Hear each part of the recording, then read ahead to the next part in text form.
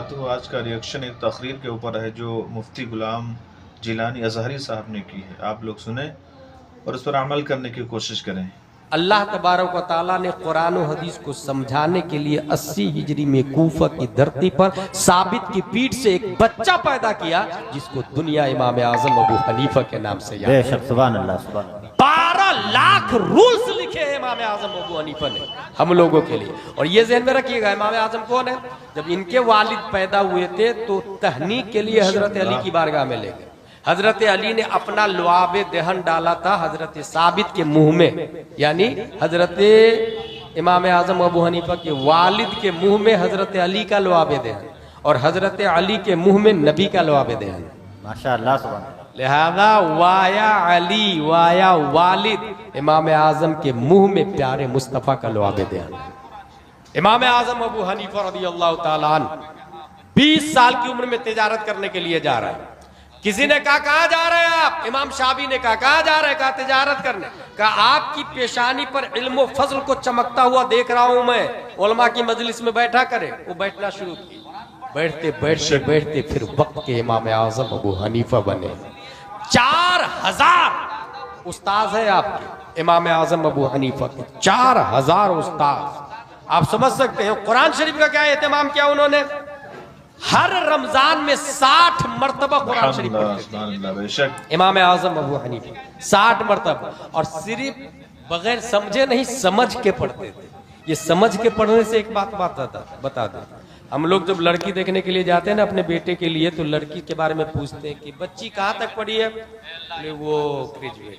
और दीनी तालीम? बोले हाँ दीनी तालीम भी है ना। क्या दीनी तालीम है? बोले कुरान शरीफ पढ़ी, 5 बार कुरान शरीफ पढ़ी, ये दीनी तालीम हो गई। हम लोग भी खुश हो गए कि हाँ बच्ची दीनी तालीम भी जानती है और दुनियावी तालीम भी जानती है। गलत। कुरान शरीफ पढ़ने का नाम दीनी तालीम नहीं। Reading Holi Quran that is not Islamic education, understanding Holi Quran that is true Islamic education. Quran पढ़ने का नाम दीनी तालीम नहीं, समझने का नाम दीनी तालीम है। इसलिए कुरान शरीफ पढ़ने से ज्यादा उसके मीनिंग पे तवज्जो दे। मैं माँ और बहनों से कहूंगा और भाइयों से भी कहूंगा जो रमजान में कुरान शरीफ पढ़ते हैं ना, वो कन्जुल ईमान के साथ में पढ़ा करें, हर आयत के माना के साथ में। इसकी वजह बता दो, यही से ये भी सुने। हाँ किसी का इंतकाल हुआ मुफ्ती साहब मदरसे में, हजरत मेरी माँ का इंतकाल हो चुका, 10 बच्चों को भेज दीजिए तो जरा कुरान शरीफ पढ़ेंगे। 10 बच्चे आए, एक बच्चे ने 3 पारे पढ़े, एक कुरान शरीफ खत्म हो गया 1 घंटे में। अल्लाह एक कुरान का सवाब मेरी माँ की रूह को पेश करता हूँ, कबूल फरमा बहक़ ला इलाहा इल्लल्लाह मुहम्मद रसूलुल्लाह। A question arise in our mind, ये जो ये कुरान का सवाब है ये आपको थोड़ी मिला, ये तो उसको मिला जिसने पढ़ा, उसने भीख में आपको दिया, चंदे में आपको दिया है सवाब, डोनेशन किया है उसने। क्योंकि जो पढ़ता है उसको मिलता है ना सवाब भाई साहब। उसने आपको डोनेट किया, आपको मिला, आपको भी मिला, मगर डायरेक्ट नहीं मिला, आपकी कमाई नहीं है वो तो उसने पढ़ा उसको सवाब मिला, उसने आपको डोनेट किया तो आपको मिला, एक कुरान शरीफ का सवाब मिला। अब मैं नया तरीका बताता हूँ जो कुरान और हदीस की रोशनी में। आप 10 बच्चे को मत बुलाएं, आप मदरसे से मुफ्ती साहब को बुलाएं, आलिम साहब को बुलाएं। आलिम साहब से कहिएगा कि आप मेरे घर में आए, अकेले, घर में पर्दा लगा, पर्दे के पीछे माँ और बहनें रहेगी, पर्दे के बाहर भाई बाप रहेंगे, और उनको कहे कि सिर्फ एक आयत की तफसीर समझाइए, अल्हम्दुलिल्लाहि रब्बिल आलमीन। इस एक आयत, पूरी सूरह फातिहा नहीं, सिर्फ एक आयत की तफसीर समझाए। आधा घंटा, पौन घंटा, 1 घंटा में लगेगा, पूरी तफसीर समझा के वो रख देंगे आपके सामने। अब एक आयत की तफसीर समझ लिया आपने तो तफसीर नईमी में लिखा हुआ है, जिसने एक। मुफ्ती साहब कह रहे हैं कि अपने घरों में आलिम को बुलाकर जो है दीन की तालीम बच्चों को दीजिए और इससे बहुत फायदा होगा। आगे मुलाज़ा फरमाएं। इस सूरत में 10 बच्चों को बुलाया, एक कुरान का सवाब, एक आलिम साहब को बुलाया तो 10 कुरान का सवाब। इस सूरत में 2 बड़े फायदे होंगे। पहला फायदा, कब्रिस्तान से अजाब स्पीड से खत्म होगा, क्योंकि एक कुरान नहीं 10 कुरान का सवाब जा रहा है। दूसरा फायदा, आबादी से जहालत स्पीड से खत्म होगी, क्योंकि आधा पौन घंटे में आलिम साहब ने एक आयत की तफसीर समझा दी आपको। और मैं दावे के साथ कह रहा हूं, जिस घर में आलिम साहब महीने में 1 बार आके दीन की तालीम देते हैं, उस घर की बच्ची कभी काफिर के साथ भाग के शादी नहीं करती है, कभी वो मुर्तद नहीं होती है। कभी वो मुशरिक नहीं बनती है, कभी वो कुफ्र और शिर्क के साथ बॉयफ्रेंड बना करके राह फरार इख्तियार नहीं करती है। ये उन घरों की बच्चियां भाग रही है जो अपने आप को ग्रेजुएट समझते हैं, मगर दीन से कोसों दूर, उलमा से कोसों दूर, अनवार शरीयत कानून शरीयत से 10 किलोमीटर दूर। नहीं, I can understand holy Quran, I can understand Anwar Shariat in English language, वो समझते मैं पढ़ा लिखा हूं। भाई साहब 10 बाई 15 का कमरा कौन बनाएगा? कितने एमएम का सरिया लगेगा कौन बताएगा? मुफ्ती साहब की बात मोतबर है ना? टेक्सटाइल इंजीनियर की ना, एमबीबीएस की जीरो, सिविल इंजीनियर की बात मोतबर होगी इसमें। वरना अगर किसी और से मसला पूछेंगे तो 18 एमएम के सरिया की जगह 6 एमएम का सरिया लगेगा, 10 मंजिला मकान 10 दिन के अंदर जमीन बोस हो जाएगा। दीन के डॉक्टर उलमा है, दीन के डॉक्टर उलमा है। इस वजह से उलमाए किराम जो बताएंगे वही राइट होगा, वही ट्रू होगा, वही फैक्ट होगा।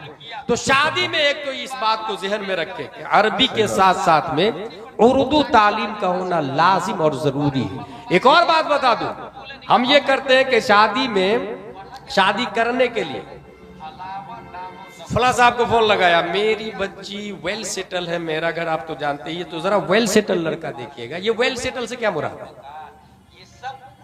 कुछ इतने नालायक लोग हैं जो ये कहते हैं कि मैं गवर्नमेंट सर्वेंट हूं तो मेरी बीवी भी गवर्नमेंट सर्वेंट होना चाहिए। ला हौला वला कुव्वता इल्ला बिल्लाह। भाई जिस वक्त आपने निकाह पढ़ा था, जानते हैं आप क्या कहते हैं?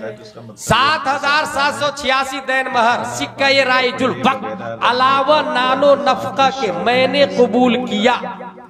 और आगे सुने, इमाम साहब पढ़ाते हैं क्या आपने कबूल किया? हाँ मैंने कबूल किया। कबूल है, एक ही बार बोला कबूल है, निकाह हो जाता है, दूसरी बार की जरूरत नहीं पड़ती। वो तो ताकीदन है, तासीसन थोड़ी है। हमारे उलमा फरमाते एक बार का कबूल है, निकाह हो गया। अब पढ़ा क्या था आपने निकाह में? अलावा नानो नफका की। ये नानो नफका का मतलब क्या है? नानो नफका मतलब ये है कुर्ती सलवार, कपड़े, पानी, खाना पीना, मकान, ये सब मर्द के जिम्मे है। जब नानो नफका रोटी चावल सब कुछ मर्द के जिम्मे है तो कमाऊ बीवी तलाश करने वाला वो मर्द है या ना मर्द है भाई? और निकाह में सच बोल रहा है या झूठ बोल रहा हूं? जो लोग ये 5 लाख रुपए की डिमांड करते हैं और निकाह में ये करते हैं, कहते हैं कि अलावा नानो नफका के मैंने कबूल किया, तो झूठ बोल रहा वो निकाह, कमेंटमेंट गलत कर रहा हूं। बोल रहा नानो नफका मेरे जिम्मे और 5 लाख बीवी के घर से लेकर के आया, तो 5 साल की कमाई तो बीवी की खाया।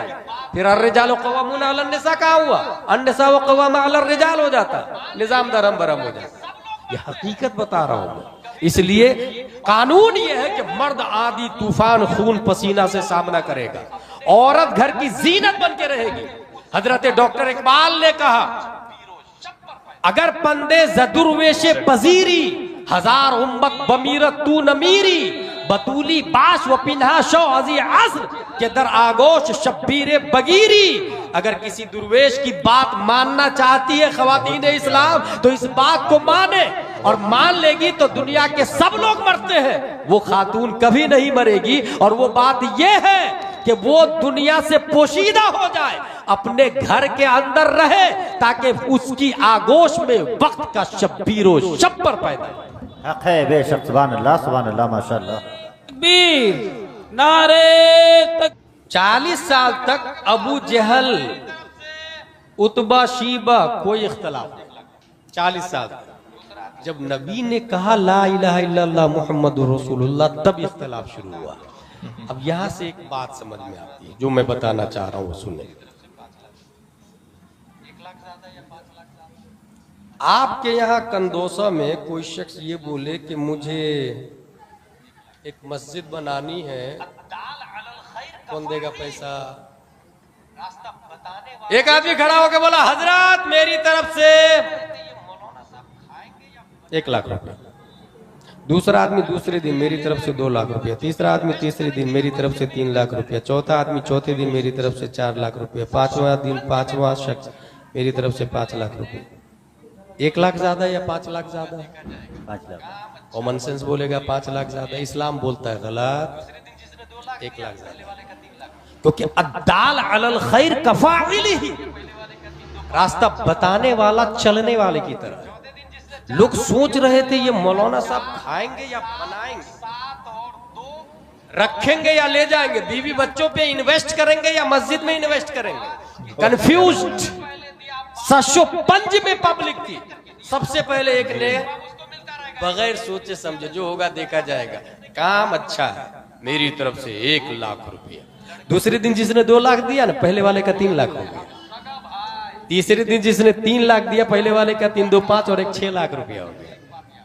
चौथे दिन जिसने 4 लाख दिया, पहले वाले का 4 3 7 और 7 और 2 9 और 1 10 लाख हो गया। इसका मतलब ये हुआ कि जिसने सबसे पहले दिया, बाद में जितने लोग देंगे उसको देख करके दिए ना, इसलिए सवाब उसको मिलता रहेगा। ऐसे ही पूरी दुनिया में सबसे पहला कत्ल किसने किया पता आप लोग को? काबिल ने हाबिल का, लड़की के चक्कर में। काबिल ने हाबिल, सगा भाई, अच्छा काबिल ने मार डाला हाबिल को। अच्छा मुझे एक बात याद आ रही, काबिल ने मारा, कातिल कौन है? काबिल। हाबिल मजलूम हुआ, हाबिल का मजार शरीफ होना चाहिए ना। कयामत तक जितने लोग कत्ल करेंगे गुनाह उधर भी ट्रांसफर होगा, ये इस्लाम का ज़ाब्ता है। मैं ये बताना चाह रहा हूं कि मैं एक जगह गया कर्नाटका में, तो वहां एक बाबा मेरे पास है, बोले मैं गया था एक ऐसी जगह जहां पर हजरत काबिल का भी मजार था, हजरत हाबिल का भी मजार था। शॉक्ड, कहा भाई ये तो राम और रावण वाली बात हो गई, कहीं उसको पूजा जाता कहीं उसको पूजा जाता है। भाई काबिल ने मर्डर किया हाबिल का, तो हाबिल का मजार लगना चाहिए ना। काबिल तो नालायक हुआ, बदतमीज हुआ, कातिल हुआ, गुनाहगार का मजार थोड़ी लगता है। फिर उसको मैंने अच्छे से समझाया, वो दूसरी लाइन का आदमी था, पढ़ा लिखा कम और सबसे बड़ा पीर मैं ही हूँ। वो नहीं होते 10-15 अंगूठियां, बड़े बड़े बाल, कब्र में सोने वाले, वो वाले लोग। वो कहते मैं वो तरीकत वाला लोग, वो तरीकत वाला। और जो आदमी तरीकत का मजा चख लेता है ना, फिर शरीयत का मजा फीका हो जाता है। एक आदमी खंडवा में मुझको मिला, कहता मौलाना साहब ये जो चमड़ी है ना, चमड़ी ये शरीयत है, अंदर जो है ना अंदर वो तरीकत है। मैंने कहा कहाँ लिखा? तुम जो बोलेगा वो माना जाएगा। फतावा रज़्वी शरीफ में देखिए आला हजरत क्या लिखते हैं, कौले नबी को शरीयत कहा जाता है, फ़िअले नबी को तरीकत कहा जाता है, इल्मे नबी को मारिफत कहा जाता है, हाले नबी को हकीकत कहा जाता है। यानी चारों ज़ाते मुस्तफा का नाम है, चारों ज़ाते मुस्तफा का नाम है। हासिल ये काबिल ने मर्डर किया पहला, कयामत तक जितने लोग मर्डर करेंगे उसको गुनाह मिलेगा। अब ये बात समझ में आ गई तो नबी ने ऐलान किया। नबी ने जब ऐलान किया ला इलाहा इल्लल्लाह मुहम्मदुर रसूलुल्लाह, लोग 605 में थे। यहां से मैं आवाज दूंगा उन मौलाइयों को जो ये कहते हैं हजरत अली सबसे बड़े हैं, वो आके देख ले इस मोमेंट को, इस हालत को। लोग 605 में थे। अबू जहल ने मुखालफत शुरू कर दी, उतबा ने मुखालफत शुरू कर दी, शीबा ने मुखालफत शुरू कर दी, लोगों ने पत्थरों की बारिश की, नबी के खून भी निकले हैं, लाठी चार्ज हुई है, नबी को मक्का छोड़ना पड़ा है। मगर ऐसे माहौल में ऐलाने मुस्तफा के बाद सबसे पहले सदाकते मुस्तफा का झंडा सबसे ऊंचा मक्के की धरती पर किसी ने लहराया तो वो कोई और नहीं, अबू कहाफा के बेटे हजरत अबू बकर सिद्दीक थे। उमर बाद में ईमान लाए, उस्मान बाद में ईमान लाए। अब कयामत तक जितने लोग नबी पर ईमान लाएंगे सवाब अबू बकर को मिलता रहेगा। हक है बेशक, सुभान अल्लाह सुभान अल्लाह, माशाअल्लाह माशाअल्लाह। अबू बकर को उमर नहीं ओवरटेक कर सके तो आज के आदमी कौन होता है भाई? उमर, हजरत उमर नहीं ओवरटेक कर सके।